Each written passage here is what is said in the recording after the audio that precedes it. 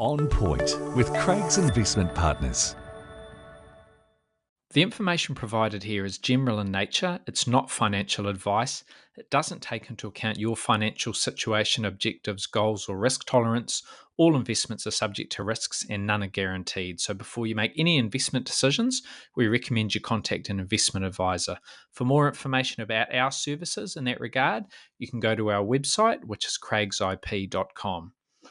Welcome to On Point. I'm Mark Lister, Investment Director at Craig's Investment Partners, and I'll be talking about a range of topics, including economics, portfolio strategy, investor education, and anything else that's happening out there in financial markets. The US Federal Reserve kicked off its easing cycle with a bang last week. It cut its policy rate by 0.5%, 50 basis points, which was a bigger move than some had expected. Is that an ominous sign for the outlook, or will it be the catalyst for markets to keep pushing higher? Central banks don't have a great track record of taming inflation without causing recessions, but for now, investors are keeping the faith. The S&P 500 share market index hit a new high the day after the Fed announcement, while commodity prices and longer-term treasury yields rose. That last reaction is important because it suggests that the bond market believes policymakers are on the right track. If longer term Treasury yields had gone the other way, if they'd fallen, that would have been a vote of less confidence, and it would have implied that the Fed would have to cut even further in the future.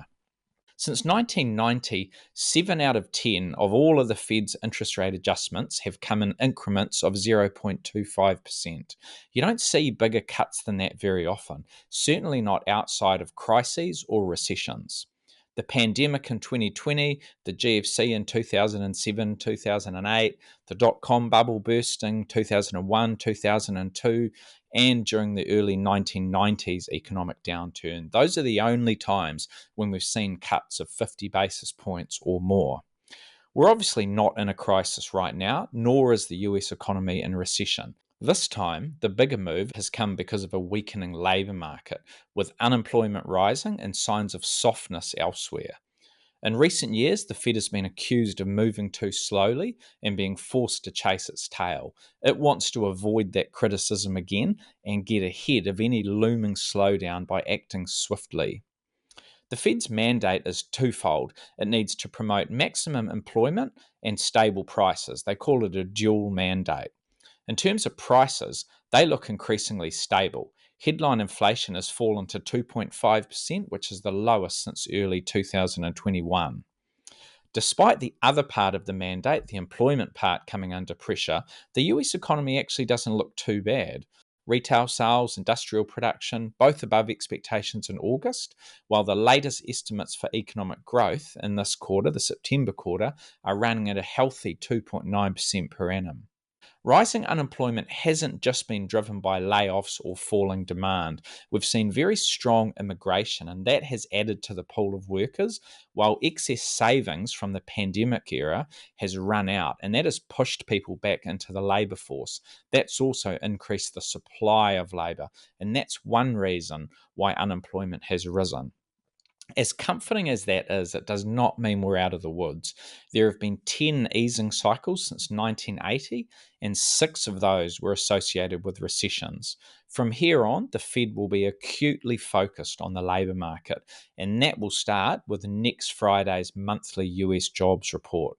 If we see further weakness there and in the data points ahead, another cut of 0.5% is quite possible. There are 2 meetings left this year, one in November just after the US election, and then one in December.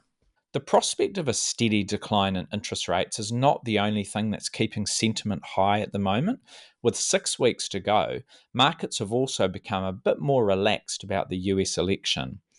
Current polling points to a Kamala Harris victory, although it will still be close, and there's also a good chance of a Republican-controlled Senate. Investors usually welcome gridlock in Washington. When you have a divided Congress, it limits the ability of any president to make dramatic change. Seasonality is also on our side heading into October, with some of those typical headwinds potentially turning into tailwinds. Historically, the September quarter is by far the most difficult one of the year for US shares. Since 1950, the S&P 500 has returned an average of just 0.6% in the September quarter, and it's finished higher on just 61% of occasions. In contrast, the December quarter that we're just heading into has been the strongest of all, with an average return of 4.3% and an 80% hit rate of positive returns. Those are much better odds than the other three quarters. Finally, we should also take note of the subtle shift in market leadership, which has been a feature of recent trading.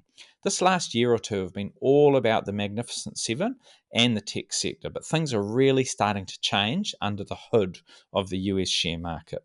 More recently, the strongest sectors have been utilities and real estate, which are both up very strongly these last 3 months after a long period of underperformance. Industrial stocks have also performed very well, and in contrast, the likes of technology are flat this quarter.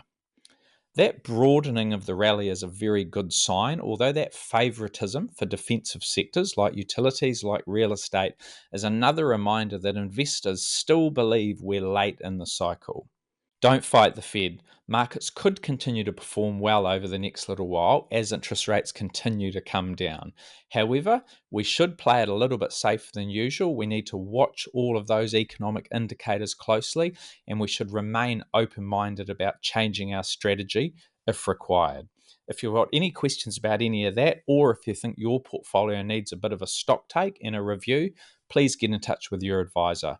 Thanks for listening. We'll talk again soon. For more insights, visit craigsip.com.